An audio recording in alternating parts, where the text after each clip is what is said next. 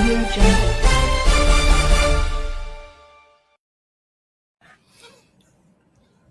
नमस्कार दोस्तों, मैं हूं दिनेश किवरा। बहुत बहुत स्वागत है आपका इस कार्यक्रम के अंदर। दोस्तों, प्रधानमंत्री मोदी का राष्ट्र के नाम संदेश लगा तो कुछ खास खबर होगी, लेकिन जिस किस्म का शर्मनाक, नाटकीय और लज्जाजनक संदेश दिया गया, जिस भाषा का उपयोग किया गया, विपक्ष को जैसे देशद्रोही के रूप में प्रस्तुत किया गया, ये पहले हमने कभी नहीं देखा। एक प्रधानमंत्री के नाम पर धब्बा लगाया क्योंकि 11 सालों में एक विधेयक पास नहीं हुआ तो उसको अपना प्रेस्टीज इशू बना लिया कि मैं हार कैसे सकता हूं, मैं तो हार ही नहीं सकता, मैं हारने के लिए पैदा ही नहीं हुआ हूं। लेकिन हार सीखना होगा। विक्टर ऑर्बन भी, जो हंगरी के प्राइम मिनिस्टर थे, उन्हें भी 16 साल के बाद जाना पड़ा और हार का मुंह देखना पड़ा। खीज, तिलमिलाहट, बौखलाहट, संवेदनहीनता, लज्जाजनक शब्द, ऐसा अटैक जैसे कि इलेक्शन रैली के अंदर खड़े हों। इलेक्शन रैली में भी ऐसा अटैक नहीं होता। यह विश्ववमन था। इसे मैं कहूंगा विपक्ष के खिलाफ ऐसा विश्ववमन हमने कभी राष्ट्र के नाम जो संदेश आता है उसमें मैंने कभी नहीं देखा। समझ में नहीं आता कि प्रधानमंत्री क्या सोचकर बैठे। वो क्या समझ गए कि खुदा है, भगवान है, जीसस है? कौन बन गए वो? और फिर अपराधी बताया महिला सशक्तिकरण का।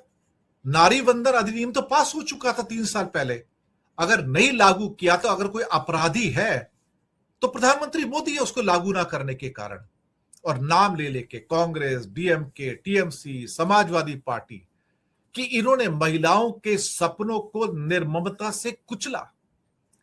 इस कदम को देश के खिलाफ पाप करार दिया। मोदी जी, इतना विश्ववमन अच्छा नहीं है ना। मालूम है आपको हार बर्दाश्त नहीं होती है, लेकिन हार को बर्दाश्त करना सीखिए। विपक्ष ने भी इसको शर्मनाक और नाटकीय करार दिया, ड्रामेबाजी। जो चीज पहले ही लागू हो चुकी थी उसे आप क्या कहोगे?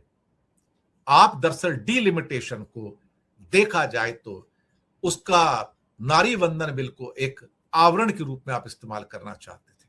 आपको शर्म ही नहीं आई और आप उसके द्वारा वो बिल पास करवाना चाहते थे जिसके द्वारा आप हिंदुस्तान पे हमेशा राज करो।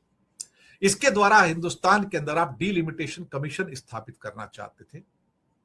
ये डीलिमिटेशन कमीशन का काम था कि जो लेटेस्ट पब्लिश सेंसस फिगर्स है उसके हिसाब से सीटों को रीएडजस्ट किया जाएगा एक राज्य के अंदर और यूनियन टेरिटरी में।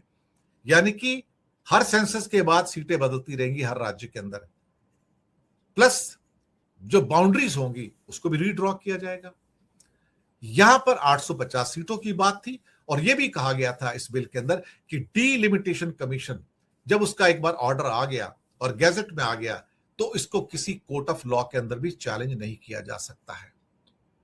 आप तो हिंदुस्तान को गुलाम बनाना चाहते थे। दरअसल देखा जाए तो ये आपका सपना जो था इस बिल के द्वारा हिंदुस्तान को गुलाम बनाने का था। इसके द्वारा दरअसल आप एक किस्म से हिंदुस्तान के संविधान की हत्या करना चाहते थे, लेकिन चूंकि आप हारे तो आपसे बर्दाश्त नहीं होता। ईमानदारी के प्रयास क्यों कहते हैं? ये हत्या कर रहे हैं आप। लेकिन सच बात तो कहा जाए 3 साल से पास होकर बिल पड़ा था, उसकी हत्या किसने की है? बीजेपी ने। अपमानजनक भाषा का इस्तेमाल किया गया।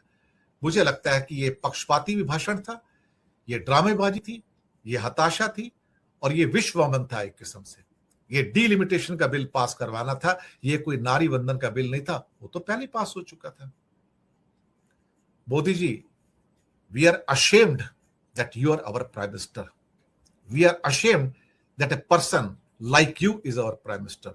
आप तो शायद हिंदुस्तान में सरकार की किसी छोटी पद के लायक भी नहीं है, लेकिन आप प्रधानमंत्री के पद पर बैठे हैं और राष्ट्र के नाम संबोधन में ऐसा लज्जाजनक आप व्यवहार करेंगे, ऐसा जैसे कि इलेक्शन रैली के अंदर आप जीतने जा रहे हो। ये हमने कभी पहले नहीं देखा।